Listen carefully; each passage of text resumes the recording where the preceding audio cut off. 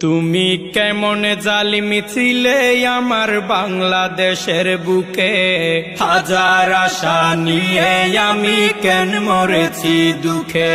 তুমি কেমন স্বৈরাচার আমার বাংলাদেশের বুকে, 16 বছর ধরে আমি কেন মরেছি দুঃখে। তুমি কেমন জালিম বলতে পারেন এই জালিম কি করেছে বলেন, আমি বলবো এই স্বৈরাচার কি করে নাই শুনেন। 2006 সালে 28 অক্টোবরে রাস্তায় পিটিয়ে আমার ভাইকে হত্যা করে। শুরু থেকে এই জালিমের কাহিনী শুনেন, পিলখানাতে 57 অফিসার হত্যা করেন। তুমি কেমন স্বৈরাচার 13 সালে 5ই মে শাপলা চত্বরে হেফাজত ইসলামের উপর ব্রাশ ফায়ার করে। হিন্দুর ছেলে বিশ্বজিৎকে শিবির মনে করে রাস্তার উপর পিটিয়ে পিটিয়ে হত্যা করে।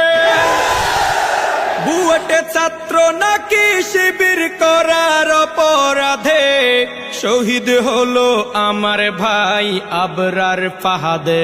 তুমি কেমন জালিম, তুমি কেমন জালিমি ছিলে আমার বাংলাদেশের বুকে, হাজার আশা নিয়ে আমি কেন মরেছি দুঃখে। তুমি কেমন জালিম সাজানো ষড়যন্ত্র মিথ্যা ট্রাইব্যুনালে আমার নেতাদেরকে কেন ফাঁসিতে ঝুলালে।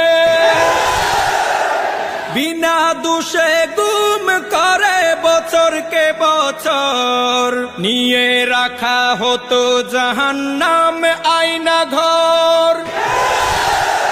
সাইদিকেও হাসপাতালে চিকিৎসা নাম করে হত্যা করে, মরণ ইনজেকশনে পুশ করে। তুমি কেমন জালিম আল কোরআনের মাহফিলেও বাধা নিষেধ ছিলে, অনুমতি লেগেছে কোরআনের মাহফিলে। কত আলেম বছরকে বছর পরিবার ছেড়ে কাটিয়ে দিয়েছে জালিমের কারাগারে। তুমি কেমন স্বৈরাচার, তুমি কেমন স্বৈরাচার আমার বাংলাদেশের বুকে, 16 বছর ধরে আমি কেন মরেছি দুঃখে। তুমি কেমন জালিম জনগণের ভোটের অধিকার হরণ করে জোর করে ক্ষমতায় ছিল 16 বছর ধরে। চাঁদাবাজি করে আরো সেবার কথা বলে কোটি কোটি দেশের টাকা বিদেশে গেল চলে। লোক দেখানো ছিল শুধু তোদের উন্নয়ন, দুর্নীতিতে আমার দেশ হয়েছে চ্যাম্পিয়ন।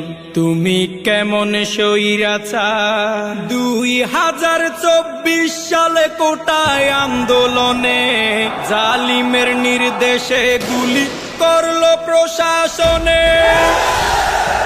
সেই গুলিতে শহীদ হলো হাজারো ছাত্রগণ, অবশেষে ওই জালিমের হয়ে গেল পতন। 18 কোটি জনগণ আজ আছে হুঁশিয়ার, এই দেশে আর পার পাবে না জালিম স্বৈরাচার।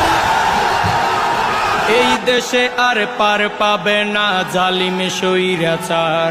তুমি কেমন জালিম, তুমি কেমন জালিম ছিলে আমার বাংলাদেশের বুকে, হাজার আশা নিয়ে আমি কেন মরেছি দুঃখে। তুমি কেমন স্বৈরাচার, তুমি কেমন স্বৈরাচার আমার বাংলাদেশের বুকে, 16 বছর ধরে আমি কেন মরেছি দুঃখে। হাজার আশা নিয়ে আমি কেন মরেছি দুঃখে 16 বছর ধরে আমি কেন মরেছি দুঃখে তুমি কেমন জালিম তুমি কেমন স্বৈরাচার